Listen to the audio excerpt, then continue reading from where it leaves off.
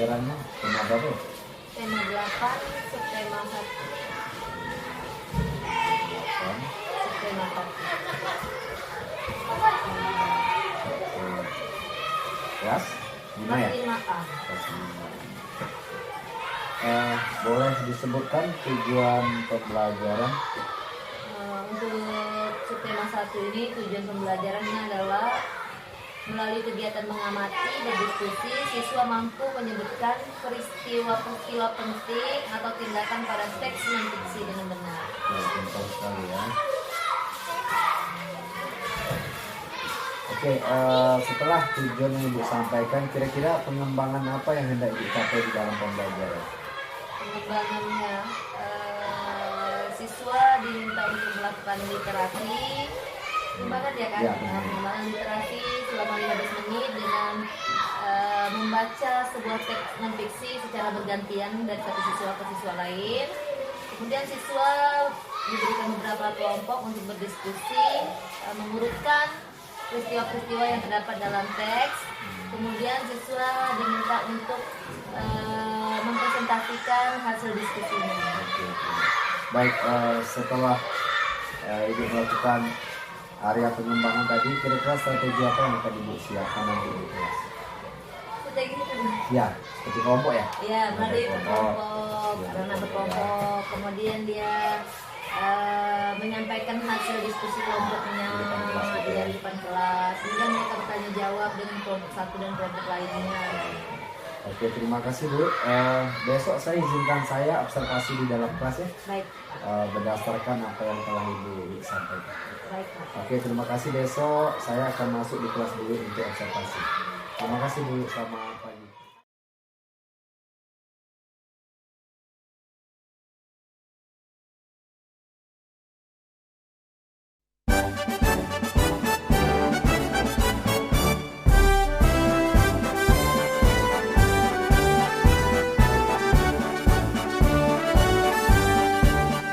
Bulatkan tekad, kuatkan hati. Negeri ini memanggilmu kawan. Belajar bergerak berbagi untuk negeri. Guru penggerak majukan pendidikan. Guru penggerak.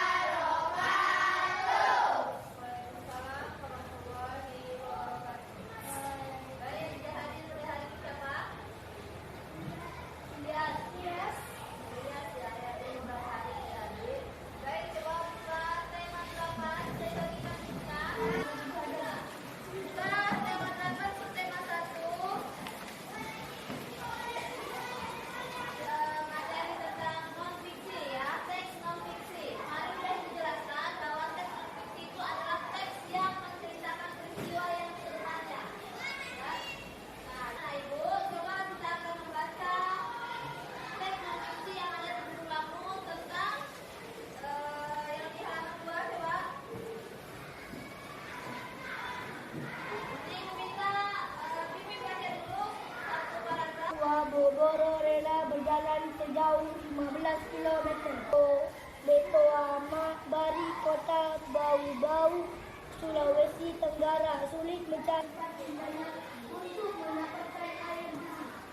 Mereka terpaksa mengambil air bersih di Kelurahan Cai Satu Baru, Kecamatan Sakoraungu. Mereka berharap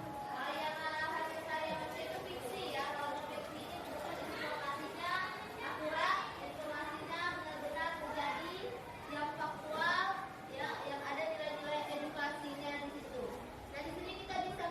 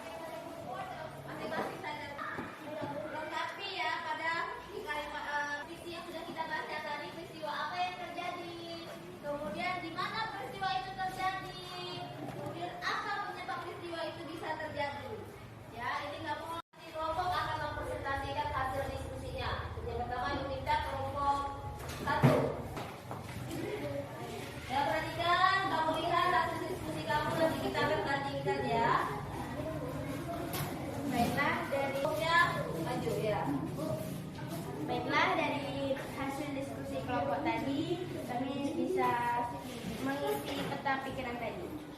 Peristiwa apa yang terjadi? Yaitu sulit mencari air bersih. Di mana peristiwa itu terjadi? Sulawesi Tenggara, Kota Bau-Bau, Kecamatan Betoa Padi, Kelurahan Waborogo. Kenapa peristiwa itu terjadi? Karena Kelurahan Waborogo berada di dataran tinggi dan pipa-pipa PDAM belum mencapai ke sana. Ya, lanjut. Manfaat air bagi makhluk hidup. Bagi manusia. 1. Untuk memenuhi kebutuhan rumah tangga seperti minum, mencuci, mandi, dan lain-lain. 2. Sebagai pembangkit listrik tenaga air manusia, hewan, dan tumbuhan. Bagaimana tumbuhan membutuhkan air, manusia membutuhkan air? Nah, apa yang bisa kita pelajari? Apa saja yang kita pelajari? Tentang manfaat air. Terus tadi apa lagi yang sudah kita pelajari tadi? Ya, pentingnya air bagi makhluk hidup. Lagi bagaimana lagi? Ya, siklus air. Bagaimana sebetulnya hujan? Ya, mulai dari penguapan, evaporasi, presipitasi, dan kondensasi. Baik, karena itu semua, nanti kamu di rumah bersama orang tua, ya, buat kegiatan apa yang kamu lakukan di rumah dan apa kebutuhan air yang ada di rumah bagaimana? Ya, bagaimana kamu melakukan kegiatan dan kebutuhan air pada saat kamu melakukan kegiatan? Kegiatan apa saja maksudnya ya? Kegiatan apa saja? Ya, tidak perlu dibuat video, kamu buat catatan apa saja kegiatan di keluarga kamu yang membutuhkan air. Di rumah apa saja? Ya, contoh di rumah ibu kamu memasak menggunakan air tidak? Menggunakan. Mencuci menggunakan air tidak? Nah, jadi nanti bersama orang tua kamu bisa menggunakan air di rumah. Nah, demikian jangan lupa tetap belajar, tetap bersyukur. Sekarang kita tutup pelajaran kita hari ini. Jangan lupa tugasnya.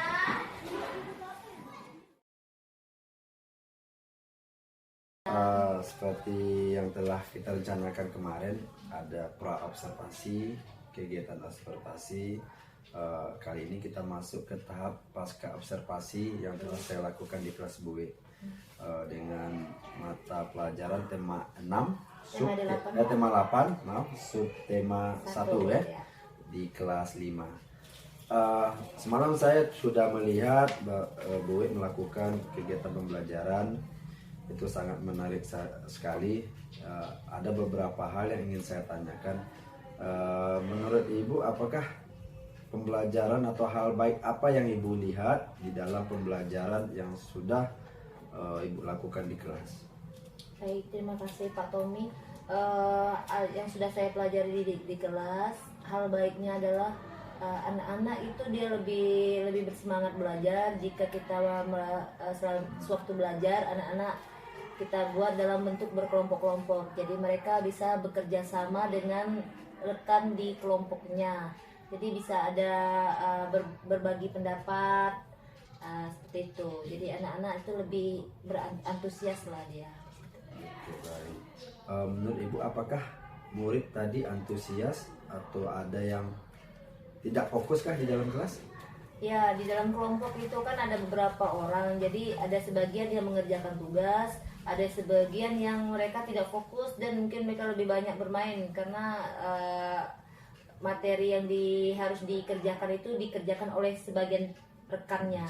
Ya, seperti itu. Oke, kira-kira ini Bu, apa rencana tindak lanjut Ibu terhadap anak yang tidak fokus belajar atau tidak bersemangat belajar di dalam kelas? Apa rencana yang akan Ibu lakukan? Baik, rencananya saya mau setiap kelompok itu dia punya media pembelajaran. Jadi permasalahan di kelompok itu bisa mereka pecahkan secara bersama-sama melalui media pembelajaran tersebut.